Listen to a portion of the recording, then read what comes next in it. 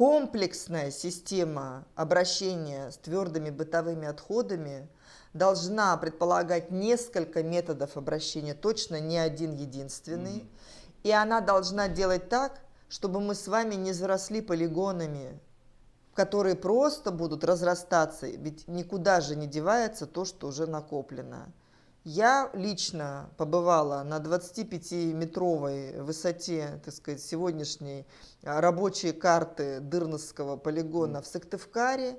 Это памятник потреблению, наверное, всей республики Коми. Как минимум туда свозятся с 6 муниципальных образований сегодня отходы. По крайней мере, вот сейчас задача сделать так, чтобы хотя бы логистическое плечо сократилось до 187 максимум километров, то есть менее 200, откуда мы все-таки сюда завозим эту вот отходную часть.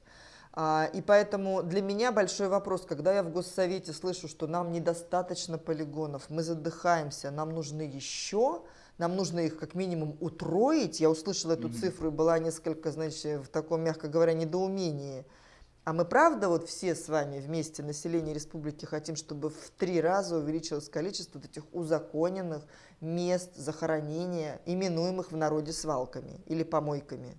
Полигон – это не решение. Это временная история, может быть, для перегрузки, как мы уже говорили, для пересортировки. Но дальше решение должно быть 3.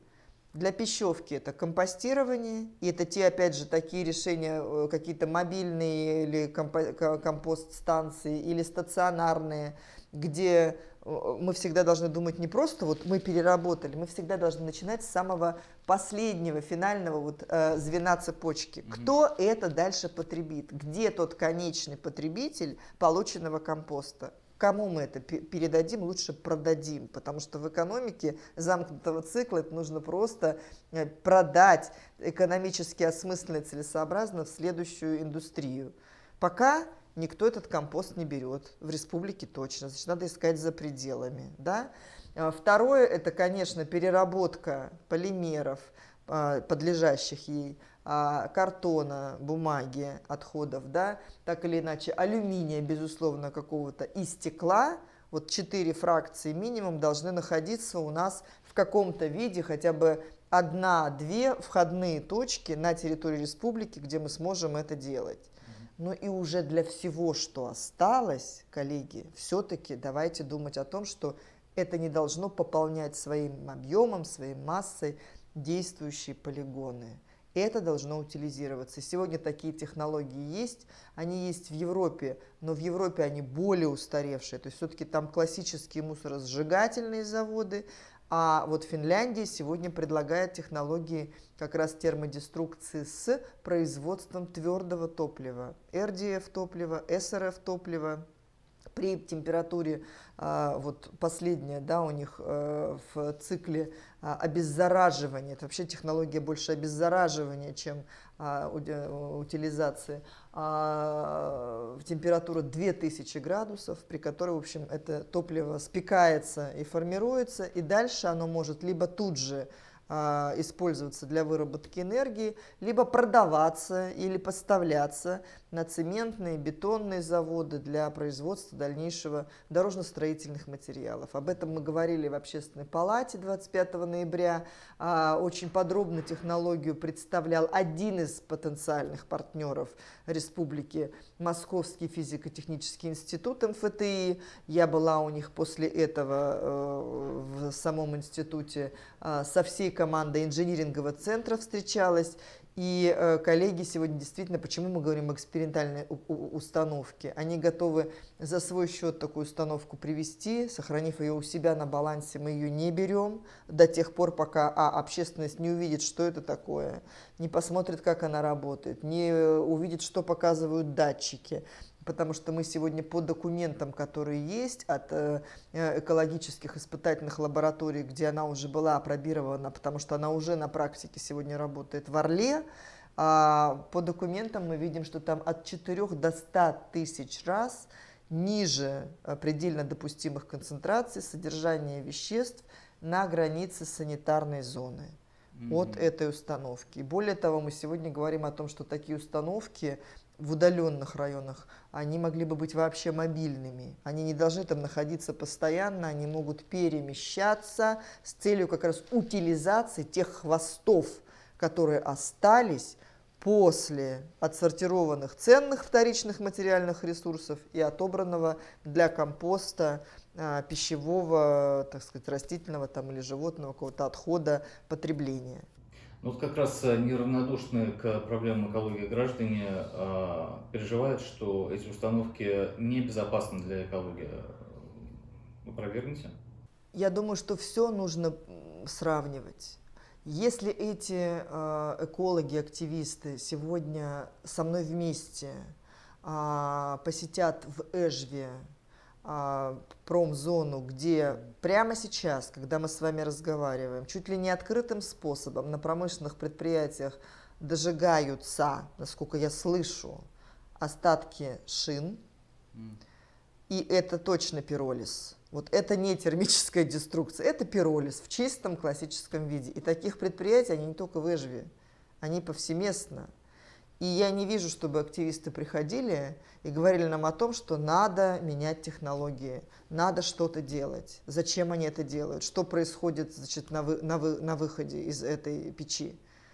Понимаете? То есть в этом смысле надо очень четко смотреть, где потенциального вреда больше, потому что, поверьте мне, вот опять же в Дырнесе со мной никаких активистов рядом не было. Экологи туда практически не заглядывают. Может, их туда не пускают, но я спрашиваю рекоператора, говорят, что и не просятся особенно. Но когда мы туда зашли с исполняющим обязанности министра природных ресурсов окружающей среды и посмотрели с высоты 25 метров вниз на границу с лесом, и увидели там вот эти вот желтого цвета, такого неприятного и коричневого фильтрат, который выходит со свалки и абсолютно точно имеет потенциал дальше попасть в подземные воды, потому что, опять-таки, где инвестиции в то, чтобы это оздоровлять, где инвестиции в то, чтобы правильным образом в дальнейшем рекультивировать те даже карты, которые уже закрыты на полигоне. Большой вопрос. Поэтому здесь надо все-таки смотреть на экологическую документацию, на то, что говорят ученые. Ученым в этом смысле я все-таки доверяю больше. Боюсь вот кого-то разочаровать, но я привыкла иметь дело с научной, технической документацией. Если есть заключение центра аккредитованного, который дорожит своей аккредитацией, то я бы все-таки руководствовалась и призывала коллег руководствоваться им. Именно поэтому сегодня и у экологов, и общественников, и активистов есть возможность в рамках этого эксперимента посмотреть на то, как реально на практике ведет себя эта установка. Убедиться и дать нам зеленый свет. Не наоборот, да? То есть мы как раз для этого и приходим. Потому что, коллеги, вот я сейчас хочу сказать очень важную вещь. Если мы сегодня откажемся от любых технологий, оправданных, для того, чтобы утилизировать хвосты в удаленных районах, то тогда, наверное, мы вынуждены будем просить муниципальное образование, но просто принять на себя ответственность за то, что дальше будет происходить на их территории с обращением отходов. Она, собственно, с них никуда и не девалась, эта ответственность. Просто все вопросы почему-то поступают к нам на уровень республики, правительства. А я бы тогда сказала, подождите, общественность в таком-то населенном пункте, по-моему, Троице-Печорск, сейчас вот вспомню, да, не может договориться город с селом, там, так сказать, где разместить площадку накопления. Не дают друг другу вот как бы правильным образом этот вопрос решить. А нам тогда что делать? Отходы же никуда не деваются, они же все равно формируются. Муниципальные власти сегодня должны определить такие места. У нас таких функций, таких полномочий нет. Наша задача максимально, да, на территории разместить, распределить те потоки, те маршруты, с которыми уже дальше, так сказать, будет работать рекоператор. Какой бы он ни был, причем сегодняшний, завтрашний, это вообще не важно. Мы сегодня с вами рекоператора как республика нанимаем, смотрим на его эффективность, завтра решаем, что там эффективен, неэффективен, понимаете? Но при этом рекоператор нам сегодня задает резонный вопрос: а куда, где мне, как вообще зайти, потому что здесь по закону нет площадки накопления.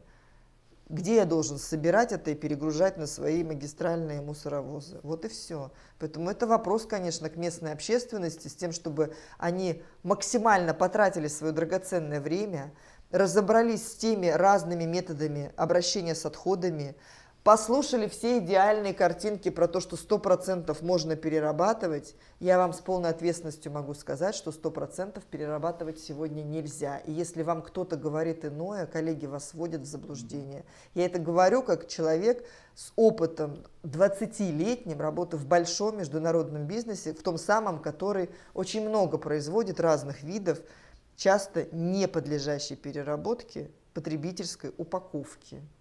Вот и все. В случае внедрения установок термодеструкции в труднодоступных и отдаленных населенных пунктах республики не нужно будет возить отходы за условные 300 километров в города. А скажется ли это на тарифе для населения и бизнеса? Мы должны стремиться к тому, чтобы Комитет Республики Коми по тарифам, собравшись коллегиально в своем формате правления, они могли принять, у них были основания принимать такие решения. И мы сегодня работаем в этом направлении. Но опять-таки, я бы очень аккуратно сказала о следующем. Нам важно, чтобы любая экономия, если она будет достигнута за счет этих действий, все-таки предусматривала в том числе реинвестирование в развитие и в создание системы комплексной обращения с отходами. Потому что сегодня мы слышим, что в каких-то районах, да, закуплены контейнеры для раздельного сбора. Они разного цвета, они правильным образом промаркированы. Но там даже не нашлось предпринимателя местного, который бы нашел и понял экономическую целесообразность для того, чтобы таким образом раздельно собранные отходы вывозить и передавать переработчикам. И поэтому эти контейнеры, закупленные на средства инвестпрограммы, они используются для смешанных отходов как бы по-прежнему. И это, в общем-то, сплошь и рядом.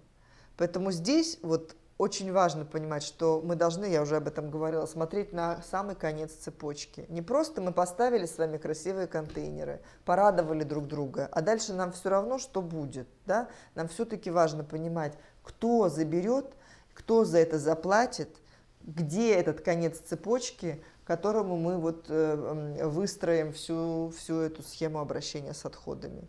Этим я сейчас и занимаюсь с нашим бизнес-сообществом, с предпринимательским сообществом, с рекоператором, и в том числе в составе рабочей группы, которую специально создали для этой цели. Она не заканчивает свою работу сейчас с принятием терсхемы, напротив, наша работа только начинается. Мы каждые 2 недели очень предметно смотрим 3 муниципальных образования, которые выбираем, исходя из сигналов населения, исходя из того, что к нам обращаются операторы полигонов, у них какие-то вопросы к рекоператору, исходя из запросов депутатских, да, и прокурорских и так далее. И мы четко каждые 2 недели смотрим 3 муниципальных образования, мы будем делать и выездные такие заседания, или, так сказать, стояния, или выезды тоже, потому что там особо не посидишь на полигоне, да, не рассядешься, но именно для того, чтобы посмотреть, как терсхема начинает работать по-новому.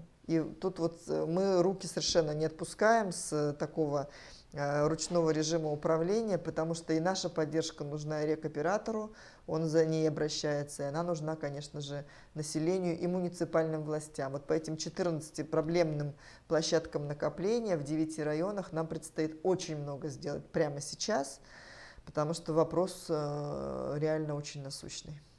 Вы побывали с главой Коми в Воркуте. Какова там ситуация по обращению с ТКО?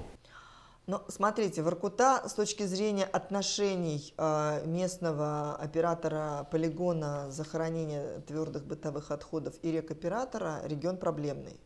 Отношения у них не очень хорошие, не очень конструктивные, там есть задолженность рекоператора за полученные услуги перед оператором полигона, есть взаимные претензии, есть вопрос о том, что полигон захоронения ТБО в Воркуте сегодня не оборудован весовым контролем, и есть взаимные претензии о том, что объемы, которые полигон принимает, то ли завышены, то ли занижены, то ли обе стороны просто по-разному считают и смотрят плотность относительно массы